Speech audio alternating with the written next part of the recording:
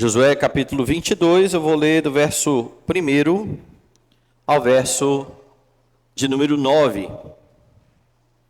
O texto da palavra de Deus nos diz assim: Então Josué chamou os Rubenitas, os Gaditas e a meia tribo de Manassés, e lhes disse: Tendes guardado tudo quanto vos ordenou Moisés, servo do Senhor, e também a mim me tendes obedecido em tudo quanto vos ordenei. A vossos irmãos, durante longo tempo, até o dia de hoje, não o desamparastes. Antes, tivestes o cuidado de guardar o mandamento do Senhor vosso Deus. Tendo o Senhor vosso Deus dado repouso aos vossos irmãos, como lhes havia prometido, voltai-vos agora e ide-vos para as vossas tendas, a terra da vossa possessão, que Moisés, servo do Senhor, vos deu da além do Jordão. Tende cuidado, porém, de guardar com diligência o mandamento e a lei que Moisés, servo do Senhor, vos ordenou. Que ameis o Senhor vosso Deus, andeis em todos os seus caminhos, guardeis os seus mandamentos, e vos achegueis a ele e o sirvais de todo o vosso coração e de toda a vossa alma. Assim Josué abençoou e os despediu, e eles se foram para suas tendas. Ora, Moisés dera herança em Bazã à meia tribo de Manassés, porém a outra metade deu Josué entre seus irmãos, daquém do Jordão, para o ocidente. E Josué, ao despedi-los para suas tendas, os abençoou e lhes disse: Voltais às vossas tendas com grandes riquezas, com muitíssimo gado, prata, ouro, bronze, ferro e muitíssima roupa. Reparti com os vossos irmãos o despojo dos vossos inimigos. Assim os filhos de Ruben, os filhos de Gade e a meia tribo de Manassés voltaram e se retiraram dos filhos de Israel em Siló, que está na terra de Canaã, para se irem à terra de Gileade, a terra da sua possessão, de que foram feitos possuidores segundo o mandato do Senhor, por intermédio de Moisés. Vamos orar. Deus, nós exaltamos o teu nome, agradecemos o privilégio de nos reunir nesta manhã, de poder agora nesse momento de pregação da palavra ouvir a gloriosa voz de Cristo. Que o Senhor nos ajude a compreender o texto sagrado, que o Senhor leve o nosso pensamento cativo ao conhecimento de Cristo, que a tua palavra viva e eficaz venha frutificar no nosso coração para a glória do teu nome, em nome de Jesus. Amém. Meus irmãos, as duas cartas que Paulo escreveu a Timóteo, o seu filho na fé, ele repetiu a mesma ordenança, dizendo: combate o bom combate da fé. Tanto na primeira quanto na segunda carta, a mesma ordenança, a mesma expressão. Timóteo, você precisa combater o bom combate na fé. E essa é uma ordem que deve ser obedecida por cada crente. Quando você é chamado pelo Senhor para caminhar nesse mundo como uma testemunha de Cristo, você é chamado a caminhar e combater o bom combate. O próprio Paulo vai afirmar também na segunda carta a Timóteo, que essa foi a sua própria postura em sua carreira. Dê uma olhada na segunda carta de Timóteo, no capítulo 4, verso de número 7. Paulo, no final da sua vida, expressa: combati o bom combate, completei a carreira, guardei a fé. Já agora a coroa de justiça me está guardada, a qual o Senhor, reto juiz, me dará naquele dia, e não somente a mim, mas também a todos quantos amam a sua vinda. E o texto de hoje, em Josué, traz uma narrativa que serve de ilustração para isso. É claro que Paulo está falando apenas de questões espirituais, e aqui Israel está num combate de fato. A terra fora tomada, fora conquistada pelo povo. Mas tudo o que está aqui serve para ilustrar aquilo que Paulo vai falar da vida espiritual no Novo Testamento. Você tem percebido aqui a conquista da terra de descanso, e você viu que com o estabelecimento da cidade dos levitas, finalmente a terra estava agora toda distribuída. Cada tribo tinha o seu pedaço de terra, cada tribo tinha o seu quinhão. Deus cumpriu a sua promessa, dando ao povo descanso na terra. A terra que fora prometida a Abraão, quando ele ouviu: sai da sua terra, da sua parentela, vai para uma terra que eu vou te mostrar. A terra que Abraão saiu sem ter ideia de onde era, agora está de posse do povo de Deus. E após 7 anos de lutas, foi o tempo que durou essa campanha de Josué, chegou a hora das 2,5 tribos, as tribos dos Rubenitas, dos Gaditas e a meia tribo de Manassés, retornar para a terra da sua possessão, da além do Jordão. Lembre-se da história, Moisés já havia dado herança a estas 2,5 tribos antes de eles atravessarem o Jordão. Eles olharam e falaram: essa terra aqui é boa para aquilo que nós fazemos, nós criamos gado, essa terra é boa de criar gado, deixa a gente por aqui. Então Moisés falou: podem habitar nessa terra, mas vocês precisam se comprometer em lutar com os seus irmãos. Vocês vão deixar suas esposas, os seus filhos, o seu gado, vocês vão atravessar com os seus irmãos, e quando todo mundo tiver ganhado a sua terra, vocês poderão retornar para a sua terra de descanso. E então é isso que está acontecendo agora. Josué faz um discurso de despedida dessas tribos, e no discurso de despedida de Josué, você tem um ensinamento precioso acerca de como você responde à fidelidade de Deus. Como você responde à fidelidade de Deus? Deus foi fiel. Deus prometeu e cumpriu. Como é que o povo agora responde? Como é que precisa ser a ação deste povo? É o que você verá no texto. Você responde à fidelidade de Deus. Para responder à fidelidade de Deus, você deve combater o bom combate. Josué está afirmando aqui que essa foi exatamente a postura das 2,5 tribos. Veja os versos 1 e 2. Então Josué chamou os Rubenitas, Gaditas e a meia tribo de Manassés e lhes disse: tendes guardado tudo quanto vos ordenou Moisés, servo do Senhor, e também a mim me tendes obedecido em tudo quanto vos ordenei. Perceba, estes homens, estas 2,5 tribos, são colocadas agora por Moisés como tribos fiéis. Moisés deu ordenanças, Josué deu ordenanças. Ambos deram ordenanças que vinham da parte do Senhor, e estas 2,5 tribos estavam obedecendo em tudo. Quando Paulo fala em combater o bom combate no Novo Testamento, envolve exatamente isso: ouvir a voz do Senhor, colocar em prática a palavra do Senhor. Essas 2,5 tribos, como eu disse, obedeceram tanto sob o comando de Moisés, quanto sob o comando de Josué. Então está bem clara aqui a fidelidade deles em resposta àquilo que Deus havia prometido. Deus fez, e agora isso levou o povo a agir.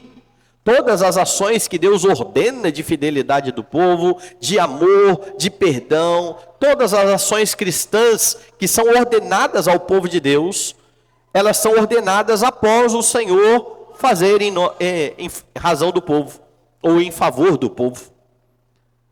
E agora que Deus cumpre a sua promessa, o povo responde sendo fiel. E isso é visto na forma como estas 2,5 tribos batalharam em favor dos seus irmãos. O verso 3 informa isso. A vossos irmãos, durante longo tempo, até o dia de hoje, não desamparastes. Antes, tivestes o cuidado de guardar o mandamento do Senhor, vosso Deus. Percebe? A resposta destas 2,5 tribos a Deus envolve combater o bom combate, ajudando os seus irmãos num combate real pela terra que estava de fato ocorrendo. O texto liga a atitude deles à guarda dos mandamentos. Quando você guarda os mandamentos, você ama Deus, você ama o próximo. Não é sem razão que quando Paulo escreve no Novo Testamento, ele diz que todo o mandamento é guardado em você servir ao seu irmão, ou em você amar o seu irmão. Este povo está fazendo isso neste momento. O amor de Deus, ele se expressa de forma inequívoca no amor aos irmãos. João nos informa disso no Novo Testamento. Primeira carta de João, capítulo de número 4, versos 20 e 21.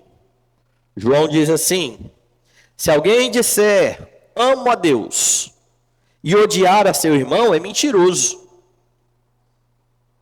Pois aquele que não ama seu irmão a quem vê, não pode amar a Deus a quem não vê. Ora, temos da parte dele este mandamento, que aquele que ama a Deus, ame também o seu irmão. Isso aqui é combater o bom combate da fé. É viver de modo agradável a Deus, servindo ao Senhor, servindo aos irmãos, amando ao Senhor, amando aos irmãos. E se foi assim com eles, a pergunta é: você procura viver um cristianismo verdadeiro? Você tem procurado, na sua caminhada cristã, combater o bom combate da fé? Aquilo que você aprende, os mandamentos que você conhece, eles se transformam em atitudes concretas. Porque de nada adianta conhecer a Escritura se isso não desembocar na prática de boas obras. Colocando aqui de forma bem clara, tudo aquilo que você aprende, a boa teologia que você professa, tudo isso tem se transformado em ações piedosas, ações santas diante de Deus. Porque há muitos dentro da igreja que até professam uma boa teologia, mas isso não se transforma em prática. Isso não é visto. Fica só na teoria. Fica só naquilo que a pessoa expressa, naquilo que se fala. O correto entendimento da revelação de Deus, o correto entendimento da sã doutrina, precisa levar você aos pés de Cristo, em adoração e ao serviço aos irmãos. E as duas coisas precisam estar juntas. Porque se alguém diz que está aos pés de Cristo, como diz João, e não ama o seu irmão, é mentiroso. De igual forma, se alguém que diz viver amando o irmão, mas não conhece a doutrina, não conhece ao Senhor Deus, isso também é falso. As duas coisas caminham juntas o tempo inteiro. E é por isso que Jesus foi tão duro com os fariseus, os mestres da lei do Novo Testamento. Abra sua Bíblia em Mateus, capítulo 15, e veja um desses momentos. A partir do verso 4. Os fariseus haviam aqui retrucado, dizendo: os seus discípulos, eles não obedecem à lei, eles não obedecem, na verdade, à tradição dos anciãos. E Jesus, em resposta a isso, vai contrapor o que estes homens faziam, e ele diz a partir do verso 4, porque Deus ordenou, honra teu pai e tua mãe. Ou seja, Jesus está citando aqui o 5º mandamento. E quem maldisser a seu pai ou sua mãe, seja punido de morte. Mas vós dizeis, se alguém disser a seu pai ou sua mãe, é oferta ao Senhor aquilo que poderias aproveitar de mim, esse jamais honrará seu pai ou a sua mãe. E assim, invalidastes a palavra de Deus por causa da vossa tradição. Hipócritas, bem profetizou Isaías a vosso respeito, dizendo: este povo honra-me com os lábios, mas o seu coração está longe de mim, e em vão me adoram, ensinando doutrinas que são preceitos de homens. O combate de Jesus aqui é muito duro. Vocês até conhecem a lei, vocês até professam isso, mas com a prática de vocês, vocês anulam a lei do Senhor. O mandamento é muito direto: honre ao seu pai, cuide do seu pai, e vocês ficam aí dizendo: não, o tempo que eu poderia gastar cuidando do meu pai, eu estou oferecendo para o Senhor. Algo que parece piedoso, certo? Mas Jesus diz: quem faz isso invalida o mandamento. Vocês são hipócritas. Vocês vivem com o meu nome nos lábios de vocês, mas o coração está muito distante. A dureza de Jesus é porque estes homens não estão frutificando. Eles até sabem, eles conhecem, mas não há fruto. Veja o que ele vai dizer no capítulo 23 ainda aí de Mateus, acerca destes homens. Verso 2 e 3. Na cadeira de Moisés se assentaram os escribas e os fariseus. Moisés era aquele que ensinava a lei. E ele está dizendo: olha, tem gente aí ensinando a lei. Os escribas e os fariseus, eles estão assentados na cadeira de Moisés. Fazei e guardai, pois, tudo quanto eles vos disserem. O que significa isso? Eles ensinavam muitas coisas corretas. A despeito de distorcer muito a palavra de Deus, naquilo que Jesus já disse no Sermão do Monte: ouviste o que foi dito?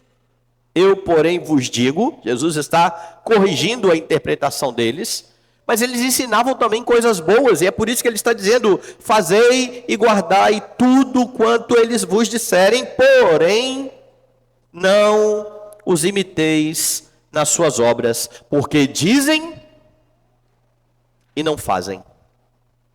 Isso não é combater o bom combate. Aprender teologia não é necessariamente combater o bom combate.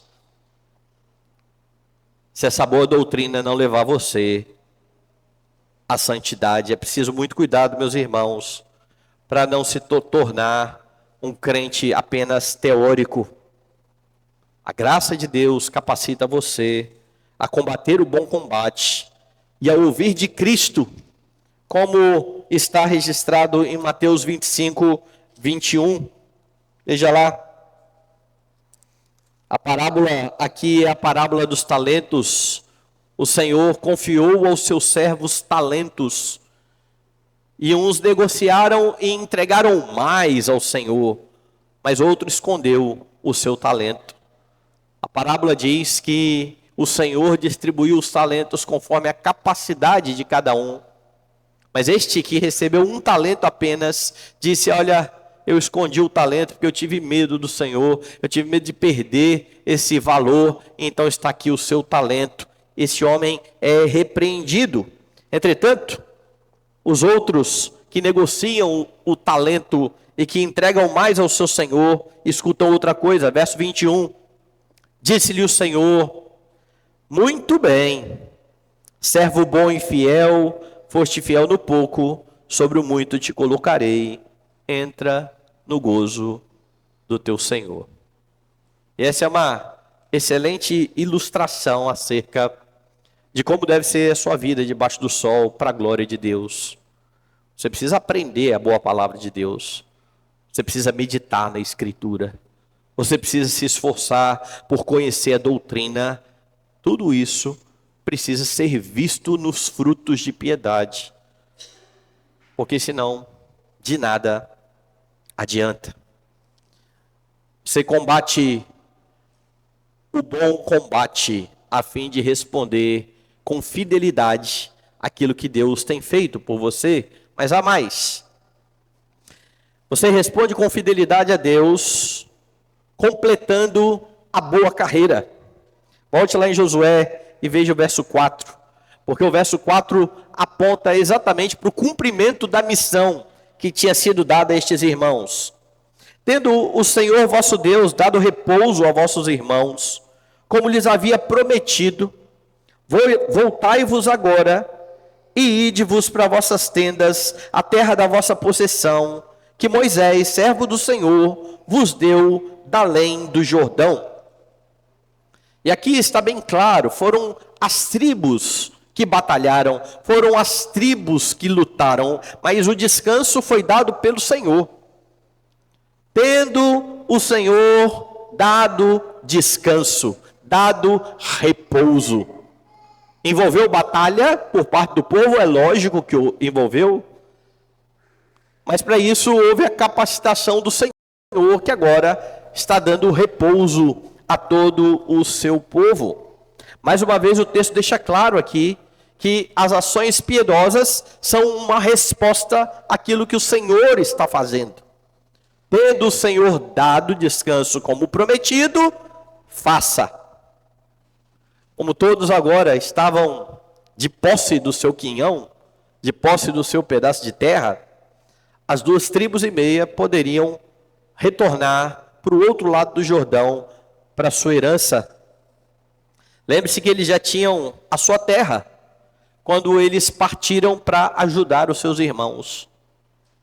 Naquele momento em que eles já estavam com a sua terra, a missão ainda não estava completa, a carreira ainda não estava completa. Talvez muitos pensassem assim: a gente já tem a nossa terra, agora quem quiser terra que lute pela sua. Não, eles se comprometeram em ajudar os seus irmãos a tomar o seu pedaço. E enquanto todos não receberam a sua terra, a missão não estava concluída. Ou seja, foi o Senhor e não as tribos que determinou que havia chegado o fim. Tendo o Senhor dado descanso, acabou a batalha. Podem voltar. Podem desfrutar lá do seu quinhão. O que isso ensina a você? Que perseverar na fé é algo importante. Você tem a promessa de Deus que completará a boa obra que Ele começou em você. Mas isso não exclui a sua atitude, não exclui o seu labor. Há muitos crentes que têm uma ideia equivocada sobre a graça de Deus, achando que eles não têm responsabilidade alguma diante da graça. Na verdade, há uma heresia que foi combatida no passado, chamada de quietismo, que dizia exatamente isso: você não faz nada, Deus vai santificar a sua vida, fica quieto, não atrapalha. Não, há muitas ordens para você. Há muitas ordenanças para que você coloque em ordem. Deus vai santificar e vai guardar você. Mas você deve ler as Escrituras. Mas você deve orar. Mas você deve se esforçar para viver piedosamente. Não é Deus que vai se esforçar para você viver piedosamente. Deus já capacitou você para isso. É por isso que quando Paulo escreve aos Filipenses, o que ele diz àqueles irmãos é o seguinte. Filipenses capítulo 2, verso 12. Assim, pois, amados meus, como sempre obedecestes, não só na minha presença, porém muito mais agora na minha ausência, desenvolvei a vossa salvação com temor e tremor. Veja, vocês já têm a salvação, desenvolvei a vossa salvação. Por que os crentes podem fazer isso? Paulo diz, porque Deus é quem efetua em vós tanto o querer como o realizar, segundo a sua boa vontade. E é porque Deus está trabalhando em seu favor, que você pode trabalhar obedecendo a Deus, completando a sua carreira. Mas há muitos crentes na igreja que pararam de crescer. Eles acham que já chegaram num patamar mais elevado aí da fé. Certa vez um irmão veio falar comigo e disse assim: pastor, eu estou parando de ir na igreja. Não, eu não vou mais na igreja, eu sou da igreja já há muito tempo. e eu pouco aprendo quando eu venho na igreja.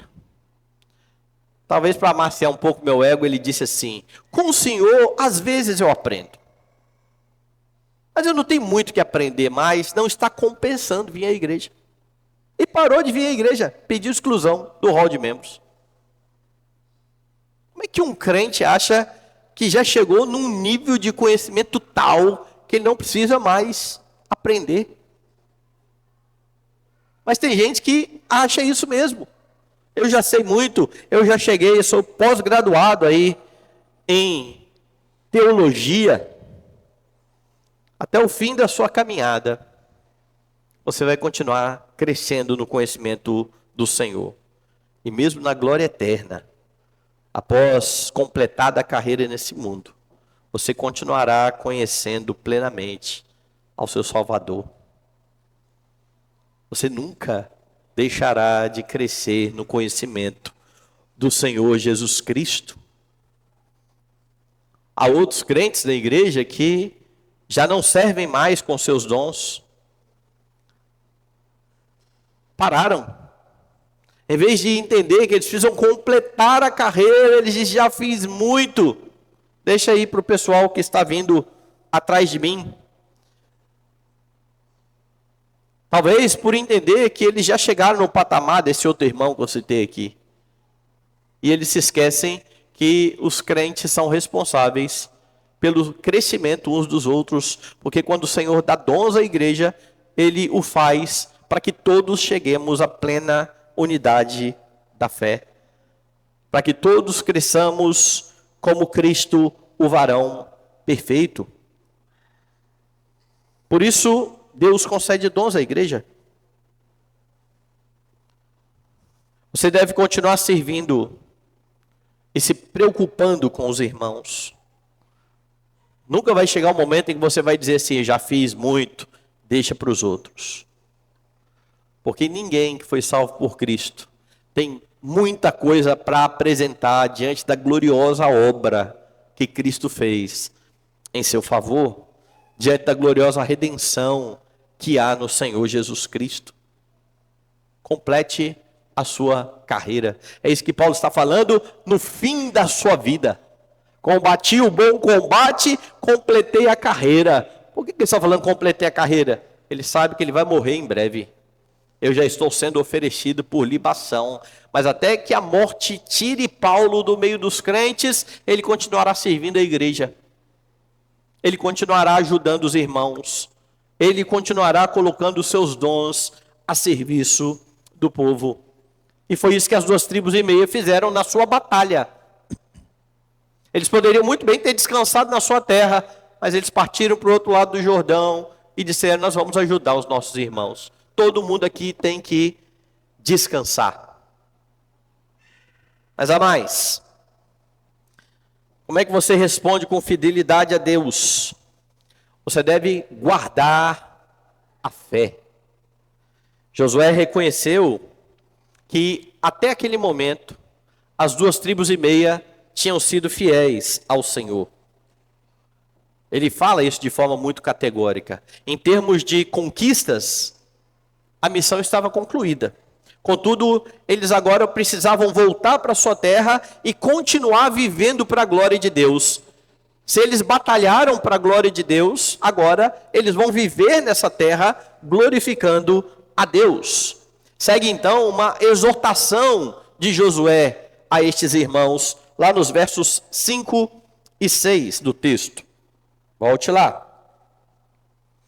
Tende cuidado, porém, de guardar com diligência o mandamento e a lei que Moisés, servo do Senhor, vos ordenou, que ameis o Senhor vosso Deus, andeis em todos os seus caminhos, guardeis os seus mandamentos, e vos achegueis a ele, e o sirvais de todo o coração e de toda a vossa alma. Assim Josué os abençoou e os despediu, e eles se foram para as suas tendas. E a lição aqui é importante. Não é porque você já é crente há bastante tempo, não é porque você viveu já a sua vida até aqui obedecendo ao Senhor, que você não precisa ser mais exortado a ser vigilante. que você não precisa mais se examinar, como Paulo diz aos Coríntios, para ver se de fato você está na fé. E é por essa falta de exame que muitos crentes se enganam acerca do seu estado espiritual. Eles acham que de fato já são pós-graduados na fé. Há aqueles que dizem de forma arrogante, não com gratidão, porque isso é bênção, o que eu vou falar aqui agora. Mas eles falam de forma arrogante: eu pertenço à 4ª geração de presbiterianos. Isso é bênção. Mas não fique arrogante por conta disso. Não ache que você é melhor do que os outros por causa disso. Ou que você é mais crente do que os outros por causa disso. Ser da 4ª geração de presbiterianos, ou de crentes da família, é muito bom se existe fé viva e verdadeira. Se a sua fé é vibrante. Se o seu conhecimento sobre Cristo não é teórico apenas. Se não é apenas algo que você recebeu no ensino da sua família, mas ficou estéril. Isso é bom se você de fato é um crente fiel. Lembre-se de Paulo, dizendo aos Coríntios: aquele que pensa está de pé, veja que não caia. Veja que aqui no texto, Josué no começo chama estes irmãos, no verso 2, e diz assim: tendes guardado tudo quanto o Senhor ordenou. É uma constatação. Até aqui vocês estão sendo crentes de verdade. Até aqui vocês têm guardado os mandamentos. Aí chega no verso 5: tende cuidado, porém, de guardar com diligência os mandamentos. Talvez alguém dissesse assim: uai, Moisés, ô Josué, acabou de falar que a gente era crente agora, por que isso agora? Porque é isso mesmo. O fato de você ter vivido fiel até agora não significa que você automaticamente viverá fiel o resto da sua vida. Você precisa vigiar e orar, como diz o Senhor Jesus Cristo. Você precisa se valer dos meios de graça. Você precisa continuar crescendo no conhecimento e aplicando isso na sua vida. Há crentes que passam por lutas e nesses momentos eles buscam ao Senhor, leem a Bíblia, oram, crescem, e aí passa a luta, sabe o que eles fazem? Largam tudo de lado, para de orar, para de ler a Bíblia, para de ir para a igreja. Então parece que Josué está querendo vacinar esses homens. Vocês estão sendo fiéis até aqui. Eu tenho um negócio para dizer para vocês. Cuidado, hein? Vocês precisam continuar fiéis. Tenham cuidado para continuar servindo a Deus, para continuar amando o Senhor, para continuar honrando o Salvador. É preciso que haja constância na caminhada cristã. É o que Paulo vai falar. Eu combati o bom combate, eu completei a carreira, eu guardei a fé. É uma vida constante na presença de Deus. E veja o que Josué está ordenando. Vocês têm que amar ao Senhor. Vocês têm que cumprir os mandamentos. Vocês precisam andar nos caminhos do Senhor. Vocês precisam servir ao Senhor com integridade. Então perceba que o descanso na terra está ligado a uma vida de obediência. Está ligado ao viver pela fé. E como o povo é inconstante, e como o povo não é perfeito no cumprimento dos mandamentos, Cristo já fez isso de uma vez por todas. E é porque Cristo cumpriu todos os mandamentos de forma perfeita que você pode descansar nele. E que você pode agora se esforçar para viver para a glória dele. Porque o descanso não depende do seu esforço. O descanso depende da obra de Cristo. Do labor do seu Salvador. Cristo obedeceu perfeitamente e já deu a você uma nova vida.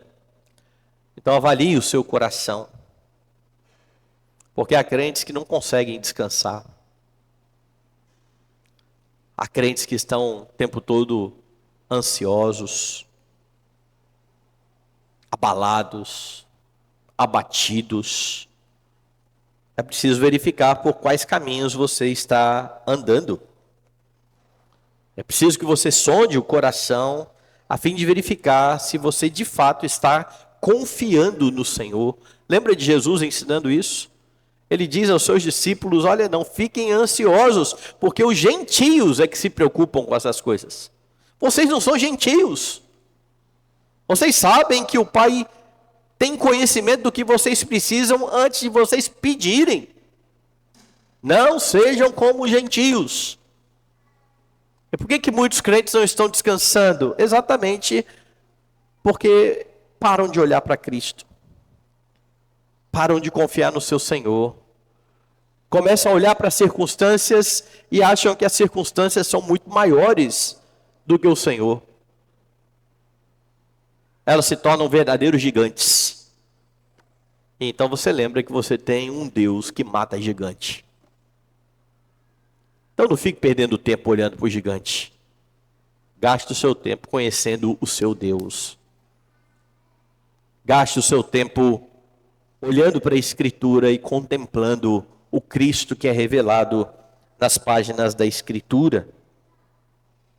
Quando você anda pelo seu próprio caminho, achando que você vai resolver as coisas do seu próprio jeito, em vez de se sujeitar aos mandamentos do Senhor, você não usufrui do descanso que você já tem em Cristo.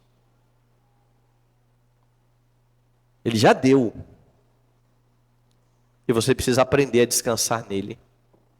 Você precisa guardar o seu coração e você precisa guardar a palavra no seu coração para não pecar contra o Senhor. E isso é possível porque Cristo já morreu em seu lugar e já deu a você um novo coração. Um coração que pode agora guardar a palavra, que pode compreender os mandamentos. E é por isso que você pode guardar a fé. Como é que você responde à fidelidade de Deus? Guardando a fé. Por último, você deve desfrutar com gratidão das bênçãos. Isso também é responder à fidelidade de Deus. Quando Paulo fala que completou a sua carreira, ele já contempla o que vem pela frente. Já a coroa me está guardada. A recompensa está aqui. As bênçãos de Deus são aquilo que Deus derrama sobre o seu povo, muitas vezes em decorrência da obediência que Ele mesmo capacita o seu povo a exercer. E o narrador mostra a herança final das 2,5 tribos. Veja na parte A do verso 7. Ora, Moisés dera a herança em Bazã, a meia tribo de Manassés. Porém, a outra metade deu Josué entre os seus irmãos, daquém do Jordão, para o ocidente. E em seguida, então, depois de mostrar qual era a terra da possessão, ele os despede e os abençoa, dizendo assim: e Josué, ao despedi-los para suas tendas, os abençoou e lhes disse: voltais às vossas tendas com grandes riquezas, com muitíssimo gado, prata, ouro, bronze, ferro, muitíssima roupa. Reparti com vossos irmãos o despojo dos vossos inimigos. Percebe? Eles estão retornando de fato com muita posse material, fruto da bondade do Senhor. Enquanto eles estão batalhando, eles tomam os despojos da cidade. E agora eles estão voltando com tudo isso. O usufruir destas coisas também deveria glorificar a Deus. E é por isso que ele ordena: voltem e repartam com seus irmãos.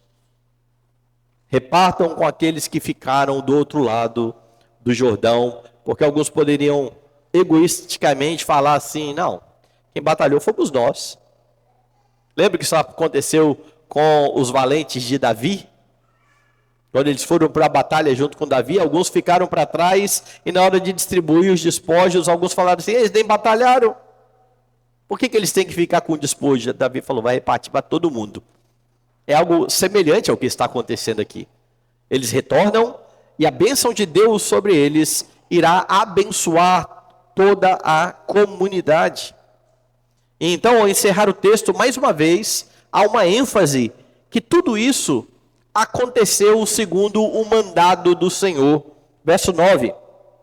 Assim os filhos de Ruben, os filhos de Gade e a meia tribo de Manassés voltaram e se retiraram dos filhos de Israel em Siló, que está na terra de Canaã, para se irem à terra de Gileade, a terra da sua possessão, de que foram feitos possuidores, segundo o mandado do Senhor, por intermédio de Moisés. Mais uma vez a lembrança. Sabe quem está proporcionando tudo isso para vocês? O Senhor. Não se esqueça disso. Você tem sido abençoado. Quando você olha para a sua vida, para a sua família, para o seu trabalho, quando você percebe que não falta aquilo que é necessário para a sua vida, você lembra que tudo isso vem da mão do Senhor? Você mantém gratidão no seu coração? Como é que você enxerga as coisas que você tem? Seja muito, seja pouco, a verdade é que tudo vem do Senhor, que sabe da sua necessidade. Até mesmo quando você murmura, falando assim: eu precisava de mais. Não, você não precisava de mais. Você precisa daquilo que Deus tem dado a você. Ele sabe do que você tem necessidade antes que você peça. Sobretudo a preciosa salvação que você tem em Cristo é fruto da graça de Deus. Você estava rumando ao inferno, seu destino era a condenação, você seria esmagado debaixo da ira de Deus, não fosse o Senhor Jesus Cristo ter morrido a sua morte, para que você recebesse vida. Mas há muitos crentes que acham que o que eles têm é fruto do seu trabalho. E de fato tem que haver trabalho. Essa é a exortação do texto. Nunca esquecendo que esse trabalho é feito na capacidade do Senhor, porque sozinho você não pode fazer nada. Agora, um coração não regenerado, um não crente, ele não agradece verdadeiramente. Ele sempre acha que as suas conquistas são fruto dos seus esforços. Você não. Você tem de ter plena consciência que mesmo quando você se esforça, é a graça de Deus que está por trás concedendo os bons frutos. Chesterton, um escritor famoso, dizia algo interessante. Ele dizia assim: o pior momento para um ateu é quando ele é grato, mas não tem a quem agradecer. O pior momento para um ateu é quando ele é grato e não tem a quem agradecer. Mas eu acho que há algo pior do que isso. São crentes que sabem quem é o seu Senhor, quem é o seu benfeitor, mas que em vez de agradecer a Ele por tudo, vivem murmurando. Eu creio que esse é um pecado ainda maior do que o do ateu. O ateu talvez fique frustrado por não ter a quem agradecer as suas conquistas, mas o crente que murmura está reclamando do seu benfeitor e dizendo que ele não cuida bem de você. Você responde com fidelidade a Deus, desfrutando com gratidão daquilo que Ele tem concedido a você, por todas as bênçãos derramadas na sua vida, cuja principal delas é a salvação, que concede a você verdadeiro e pleno descanso. O Senhor deu a terra de descanso a Israel. E agora o povo precisa responder com fidelidade a Deus, combatendo o bom combate, completando a carreira, guardando a fé, usufruindo com gratidão das bênçãos recebidas. Mas você sabe que esse não é o descanso final. Você sabe que aquele pedacinho de terra no Oriente não foi o descanso final. E a sequência desse capítulo mostra exatamente isso. Haverá conflito entre as tribos de Israel. Até então eles estão batalhando com os outros povos. A partir do momento em que as 2,5 tribos voltam, haverá um conflito entre as tribos. O que significa que eles não estão usufruindo ainda plenamente do descanso. Debaixo do sol, você já tem descanso em Cristo, mas isso ainda não é pleno. Mas a obra de Cristo garante a você e a todos os crentes da antiga aliança um descanso derradeiro. Você já possui o descanso, mas você ainda não o possui em sua plenitude. Ainda assim, até que você receba o descanso pleno, até que chegue este glorioso dia, você já está habilitado a combater o bom combate, tendo à sua frente Cristo Jesus, que é o seu grande capitão. E é Ele quem vai fazer você prosperar e completar a carreira. E é descansando nele que você irá guardar a fé. É lembrando constantemente da obra de Cristo e mantendo em seu coração tudo aquilo que Ele fez por você. Obra essa que é exposta na palavra, que é vista na ceia do Senhor, que você vai deixar de lado as murmurações e dará graças a Deus por tudo, porque essa é a vontade de Deus em Cristo Jesus para com a sua vida. Diante da mesa do Senhor, as murmurações deveriam cessar, porque por pior que seja a circunstância, ao olhar para o pão e para o vinho, você lembra que o pior problema já foi resolvido. Você não morrerá eternamente. E então você precisa lembrar do que Paulo diz aos Romanos: aquele que não poupou o seu próprio filho, antes por todos nós o entregou, porventura não nos dará graciosamente com ele todas as coisas? Todas as coisas que Deus sabe de que você tem necessidade. Que seja assim a sua vida debaixo do sol, até o glorioso dia do retorno do Salvador.